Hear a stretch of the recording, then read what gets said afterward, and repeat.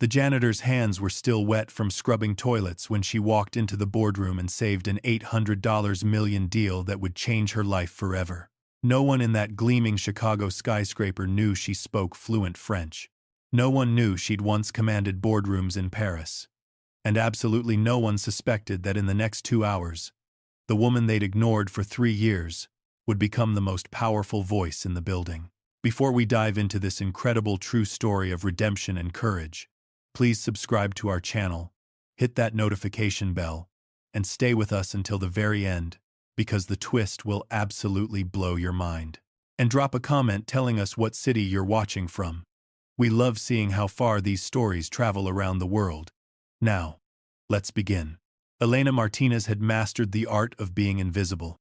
At 43 years old, she pushed her cleaning cart through the marble hallways of Thornton Global Holdings every morning at 5 a.m., her navy uniform blending into the shadows, her eyes carefully lowered whenever executives rushed past.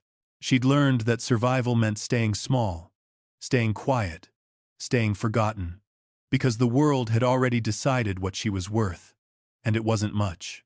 But this particular Tuesday morning in downtown Chicago, everything was about to explode. James Thornton had built his empire from nothing. A self-made billionaire who'd clawed his way from a Detroit auto shop to the top of international finance. He wasn't the kind of man who panicked easily. He'd negotiated with oil tycoons in Dubai, tech giants in Silicon Valley, and hedge fund sharks on Wall Street. He'd survived market crashes, hostile takeovers, and scandals that would have buried weaker men. But right now, staring at the clock in his 40th floor office, sweat dampening his custom-tailored collar, James Thornton was terrified. 28 minutes. That's all he had before the Beaumont investors walked through those glass doors expecting the most important presentation of his career. A $500 million partnership that would either launch Thornton Global into European markets or send the company spiraling into bankruptcy. 15 years of work balanced on a knife's edge. And his star, French interpreter, the only woman in Chicago who understood both the language and the razor-sharp cultural protocols the French demanded, was lying unconscious in Northwestern Memorial Hospital after a horrific accident on Lake Shore Drive. "Tell me you found someone," James said, his voice cracking as he turned to his executive assistant, Rebecca Chen, who stood frozen in the doorway, clutching a tablet like a life preserver. "Anyone." Rebecca's face had gone pale. "Sir, every professional French interpreter in the city is booked. The French consulate has a delegation in town. The earliest availability is 4 p.m. 4 p.m. The words hit James like a physical blow. The Beaumont family had flown 8 hours from Lyon. They'd made it abundantly clear that they would not, under any circumstances, conduct business in English. It was a matter of respect, of tradition, of proving that Thornton Global understood the elegance and precision required to operate in French markets. Without an interpreter, the deal was dead. And if the deal died, Thornton Global would be forced to lay off 300 employees by the end of the month. Stock prices would plummet. Competitors would circle like vultures. James would watch his life's work crumble into dust. David Park, his CFO, burst into the office, his usually calm demeanor shattered. "James, please, tell me we have a backup plan." "There is no backup plan," James shouted, slamming his fist onto the mahogany desk. "The Beaumonts don't do business with people who use Google Translate and hand gestures. They value precision, protocol, respect." Rebecca's intercom crackled to life. "Sir, a black Mercedes just pulled up to the entrance." The room went silent. James felt his stomach drop through the floor. They were early. Of course they were early. The French prided themselves on punctuality as a test of character. He had maybe 15 minutes before his entire world collapsed. That's when he heard it. A voice, soft but steady, cutting through the chaos like a blade through silk. "Mr. Thornton, I can help you." James spun around. Standing in his doorway, partially hidden behind her cleaning cart, was Elena Martinez. She wore the same faded blue uniform she wore every single day. Her dark hair was pulled back in a simple ponytail. Her hands, still damp from morning cleaning duties, gripped the handle of her cart so tightly her knuckles had gone white. For a moment, James could only stare. Was she serious? This was the woman who emptied his trash bins, who refilled the soap dispensers, who he'd passed in hallways 1,000 times without ever truly seeing. Elena.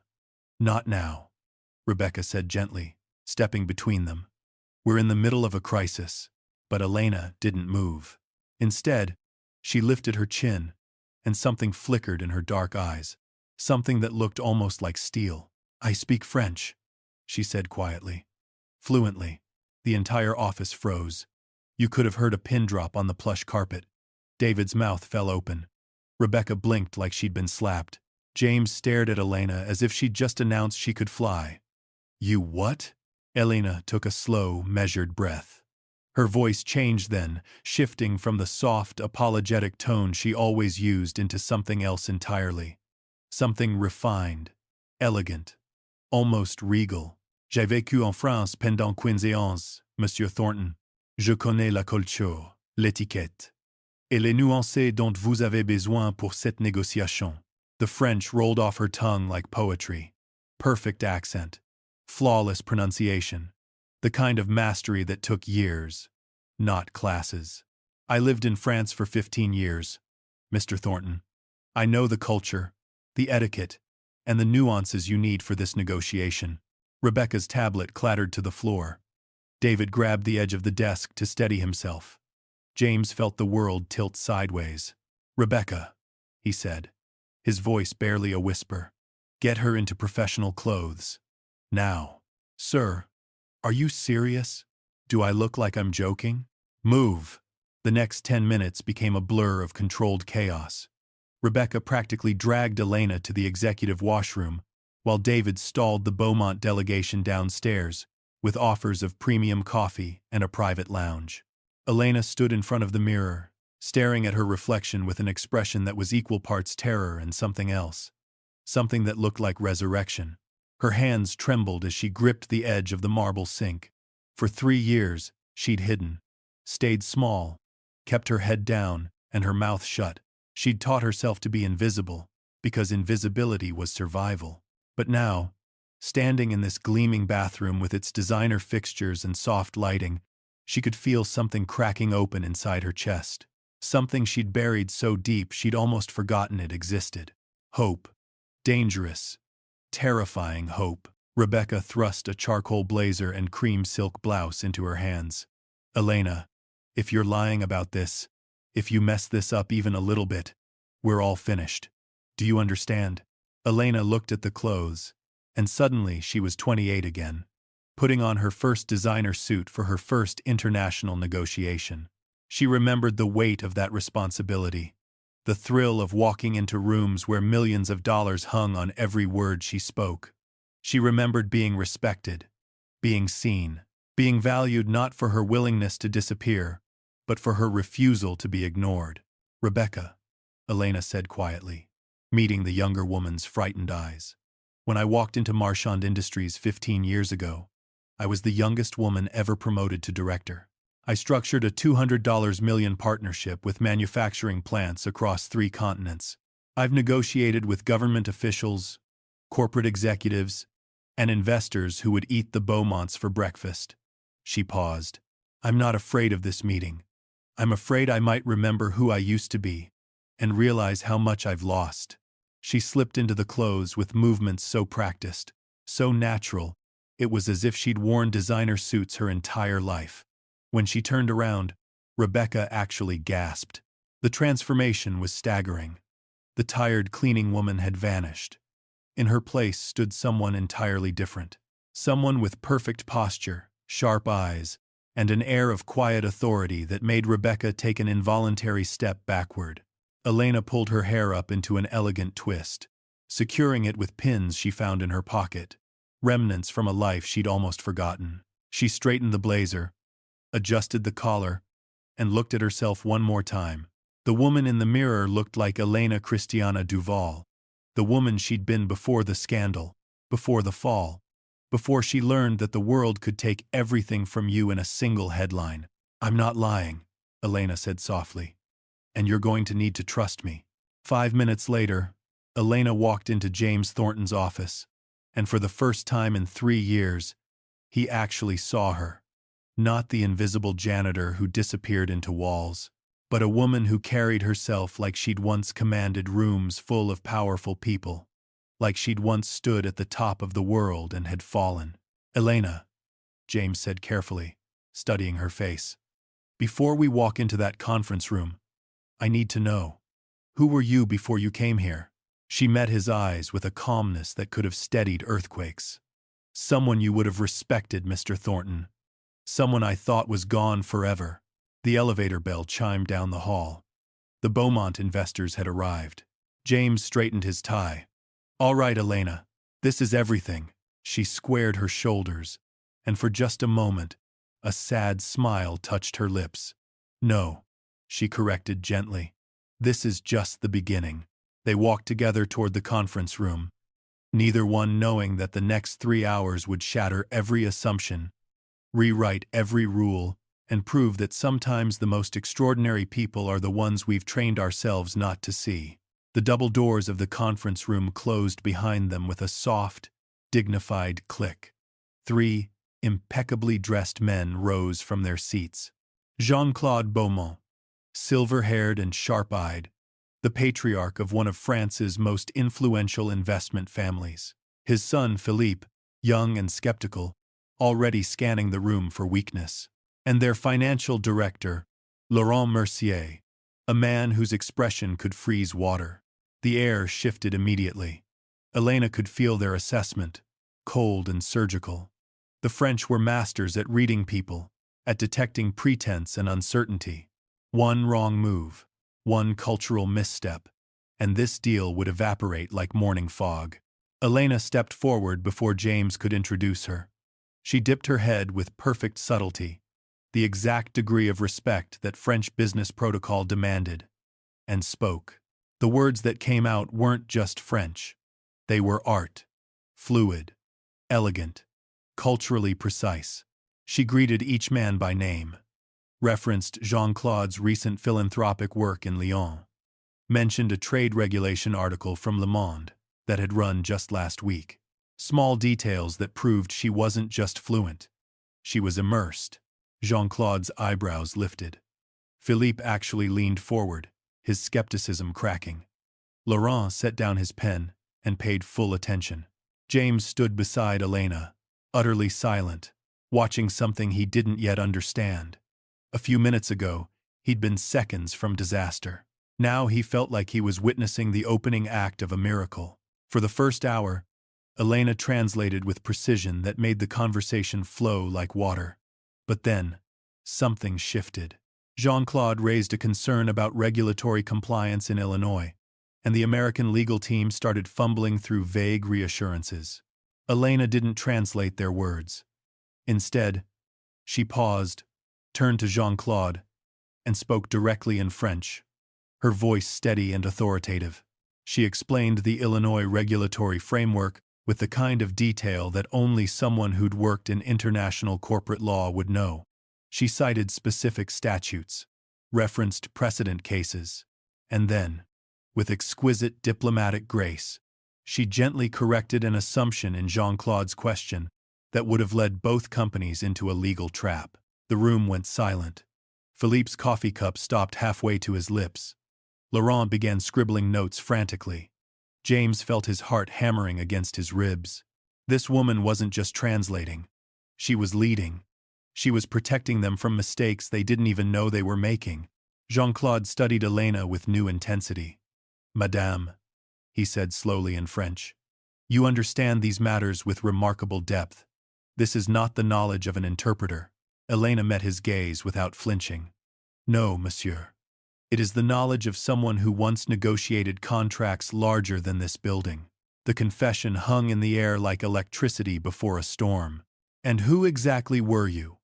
Jean-Claude asked, leaning back in his chair, genuinely intrigued now. Elena's expression shifted. Pain flickered across her features, but she didn't look away.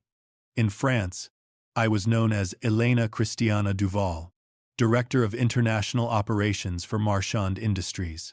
I structured partnerships across Latin America and Southeast Asia. I lived in Paris, Lyon, and Marseille for 15 years.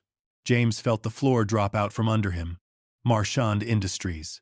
He knew that name. One of the largest luxury conglomerates in Europe. She'd been a director, a power player. What happened? Philippe asked. And for the first time, his voice held no judgment, only curiosity. Elena's hands tightened in her lap, but her voice remained steady. My husband was arrested for embezzlement and fraud. The media destroyed me. They assumed I was complicit. I wasn't. But guilt by association doesn't require proof. Overnight, I became untouchable. No firm in Europe would hire me. I lost everything. My career, my reputation, my home. She paused, and when she spoke again, her voice dropped to barely more than a whisper. They printed my photo on the front page of Le Figaro, called me the silent partner in crime. My daughter was 14. She came home from school in tears because her classmates' parents had forbidden them from speaking to her. She asked me why everyone hated us, and I had no answer that wouldn't break her heart even more. The room had gone completely silent. Even James, who thought he'd seen every kind of human struggle in business, felt tears prick his eyes. My legal fees drained our savings, Elena continued. The investigation took 2 years. 2 years of living under suspicion, of seeing former colleagues cross the street to avoid me, of watching my daughter lose her childhood to a scandal she didn't create and couldn't escape. When I was finally cleared, fully exonerated, it didn't matter. The damage was done. My name was poison. She looked up, meeting each man's eyes in turn. I returned to the United States with my daughter and a name that had become toxic. So I changed it. I became Elena Martinez. I found work that didn't require references or background checks. I scrubbed floors in the same kinds of buildings where I used to negotiate million-dollar deals. And I rebuilt my life from the ground up, one floor at a time, teaching my daughter that dignity isn't about what you do, but about how you do it. Jean-Claude's expression softened. Laurent looked down at his notes, visibly moved. Philippe nodded slowly, understanding dawning in his eyes. Madame Duval, Jean-Claude said quietly, using her real name with unmistakable respect. You have suffered unjustly. But today, you have proven that brilliance cannot be erased by circumstance, only hidden. When they broke for lunch, James pulled Elena into his office and closed the door. His hands were shaking. Elena, you didn't just save this meeting. You elevated it. You caught legal issues our entire team missed. You built bridges I didn't even know we needed. She shook her head. James, I only did what needed to be done. No, he said firmly. You did what only you could do. And I need to know, why didn't you ever tell anyone? Why did you let yourself disappear? Elena looked out the window at the Chicago skyline, and for a moment, she looked impossibly tired. Because the world had already decided I wasn't worth a second chance. And fighting that? It's exhausting. So I stopped fighting. I just survived. Well, you're not just surviving anymore, James said, his voice thick with emotion. When we finish this deal, we're going to talk about your future here. Your real future. The afternoon session with the Beaumont investors was nothing short of transformative. Elena didn't just translate. She restructured. She clarified. She corrected assumptions that would have cost both companies millions. But then, 2 hours into the negotiation, disaster struck again. Philippe Beaumont suddenly stood up, his face tight with frustration. He spoke rapidly in French, his tone sharp and dismissive. James couldn't understand the words, but he understood body language. The deal was falling apart. Elena remained perfectly still, listening. Then she responded, her voice calm but firm. She wasn't arguing. She was teaching. For 5 full minutes, she explained something that made Philippe's expression slowly shift from anger to understanding, then to something that looked almost like embarrassment. When she finished, Philippe sat back down. Laurent began nodding vigorously. Jean-Claude smiled, with genuine warmth. James grabbed Rebecca's arm. What just happened? He whispered urgently. Rebecca had been furiously typing notes on her phone. using a translation app. Philippe accused us of not understanding French market sensibilities. Elena just gave him a masterclass in cross-cultural negotiation. She quoted French business law, referenced historical partnerships between American and French companies, and then, this is incredible, she pointed out a flaw in his own company's European expansion strategy from 2 years ago. James felt his knees go weak. What? She remembered their mistakes, Rebecca breathed, and she used them to show that this partnership would help them avoid repeating those errors. She turned his attack into an opportunity. That's not just intelligence, James. That's genius. Elena returned to her seat, and for the first time all day, she looked directly at James. Her eyes said everything. Trust me. I've got this. We're going to win. And they did. Her alternative contract model, sketched out on a whiteboard with swift, confident strokes, was so elegant and legally sound that Laurent Mercier actually stood up and applauded. The structure protected both companies from tax complications, streamlined regulatory compliance across 3 countries, and created revenue streams neither side had even considered. 3 hours later, Jean-Claude Beaumont signed the final documents with a satisfied smile. But instead of $500 million, the partnership had grown to $800 million, with expanded European markets, shared technology development, and long-term growth projections that made James's head spin. Mr. Thornton, Jean-Claude said, shaking his hand firmly, congratulations, but I must say something plainly. Your company is extraordinarily fortunate to have Madame Duval. Do not waste such a gift. James looked at Elena, who stood quietly to the side, her eyes lowered in that old habit of making herself small. I won't, he promised. When the Beaumont family left, their departure echoing through the lobby like the closing of one chapter and the opening of another, James motioned for Elena to follow him to his office. She hesitated at the door, unsure. James gestured to the chair across from his desk. Please, sit. Elena sat, her hands folded in her lap, bracing herself for whatever came next. Elena, James began, his voice steady but warm. I've watched executives with Harvard MBAs fall apart under the kind of pressure you just handled. You didn't just survive today. You mastered it. You turned a $500 million deal into an $800 million alliance. You protected us from legal disasters I didn't even see coming. I was just using skills I once had, she said quietly. Exactly. Skills you still have. Skills this company desperately needs. He leaned forward. I'm offering you a formal position. Senior Vice President of International Strategy. Not as an interpreter. Not as a consultant. As a leader. Elena's breath caught in her throat. Tears threatened to spill. Years of swallowed pride, years of invisible exhaustion, trembled at the surface. James, that's too much. You barely know me. I know enough, he said gently. I know you're the most brilliant strategist I've ever seen. I know your name deserves a place at the top, not hidden behind a cleaning cart. And I know you changed this company in a single day. That's all I need to know. Elena pressed a hand to her chest, trying to steady herself against the impossibility of the moment. If I accept, I need something in return. Anything. I want salary increases for every custodial staff member in this building, and I want a scholarship fund for their children. If I'm going to rise, I won't leave them behind. James smiled, struck by how quickly she thought of others. Done. And just like that, the woman who'd been invisible for 3 years stepped back into the light she was always meant to inhabit. The announcement sent shockwaves through Thornton Global. When James introduced Elena as the new senior vice president, the entire staff erupted in applause. Rebecca Chen cried openly. David Park cheered louder than anyone. Even employees who barely knew her name felt the weight of something rare. Someone rising not because of privilege or connections, but because of undeniable, unstoppable brilliance. That night, Elena walked into her new office on the 38th floor.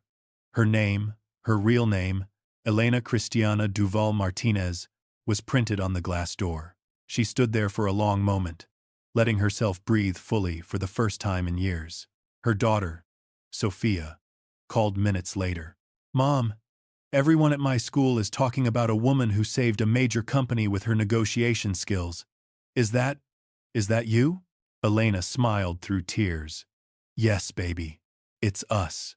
6 months later, Thornton Global Holdings expanded into 4 European markets. Elena led every negotiation.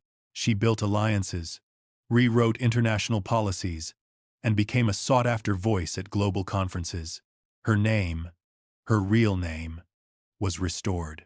1 year after that boardroom miracle, Elena stood on the main stage of the International Business Leaders Summit in New York City, accepting the award for Global Executive of the Year. Sophia sat in the front row, pride shining in her eyes. James Thornton applauded harder than anyone, but what the audience didn't know was that just that morning, Elena had received an email that made her cry for 20 minutes straight. It was from a woman named Marie Dubois, a senior executive at Marchand Industries in Paris, the same company that had refused to return Elena's calls 15 years ago. The email was simple. Madame Duval, we were wrong. Your innocence was always clear to those who knew you. Your exile was our failure, not yours. If you ever wish to return to France, our doors are open. With deepest respect and profound apology, Marie. Elena had stared at those words until they blurred through her tears. The vindication she'd stopped hoping for had finally arrived. But standing on that stage in New York, she realized something profound. She didn't need their apology anymore. She'd already proven everything she needed to prove. To herself. As Elena held the crystal award in her hands, she looked out at the sea of leaders, investors, and young professionals watching her. She saw faces that reminded her of who she used to be. Ambitious, driven, hungry for success. But she also saw fear, the same fear she'd carried for years. Fear of failure, fear of judgment, fear of losing everything.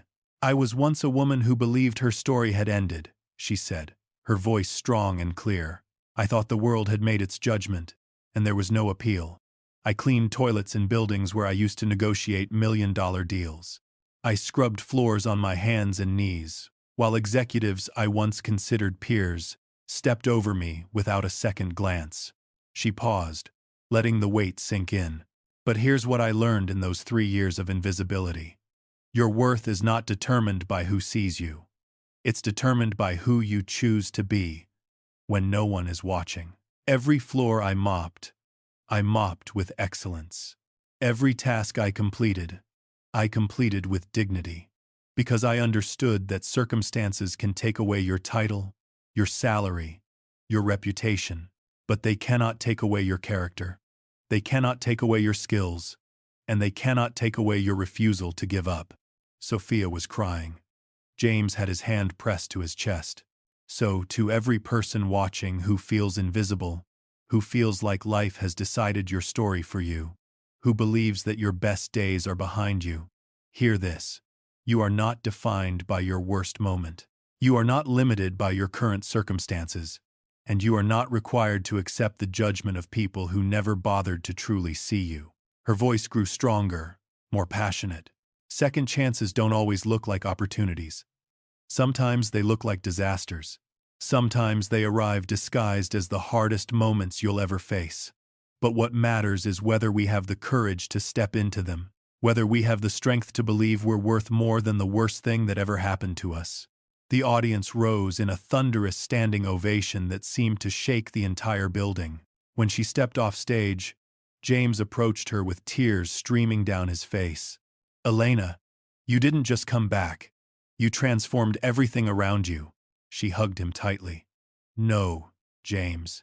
You gave me a chance when you had every reason not to. You saw something in me that I'd forgotten was there. That night, as Elena and Sophia flew back to Chicago, Elena opened her laptop and began writing. Not a business proposal. A letter to every woman who'd ever felt invisible. She titled it simply, You Are Not Done Yet. And when she published it on LinkedIn at midnight, she had no idea her words would reach 47 million people in 3 days. That her story would inspire women across the globe to step back into their power, to refuse to stay small, to demand to be seen.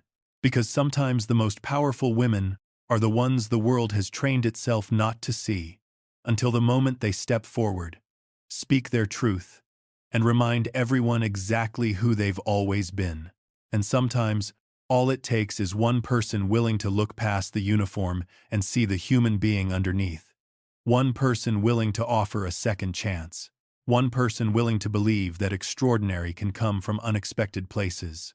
If this story moved you, please share it with someone who needs to hear it. Sometimes, we all need a reminder that our worth isn't determined by our circumstances, but by the courage we carry within us, the excellence we bring to every task, and the refusal to let the world convince us we're less than we are. Subscribe for more inspiring true stories, and let us know in the comments, what city are you watching from? We love seeing how far these stories of hope and redemption travel. And if you've ever felt invisible, if you've ever been overlooked or dismissed, remember Elena's story. Remember that your current situation is not your final destination. Every moment you choose excellence when no one is watching, you're building something powerful. You're building character. You're building strength. You're building a foundation for when opportunity arrives and finds you ready. Thank you for being here. Thank you for believing that second chances are real. And thank you for remembering that the most extraordinary transformations often begin with the smallest acts of courage.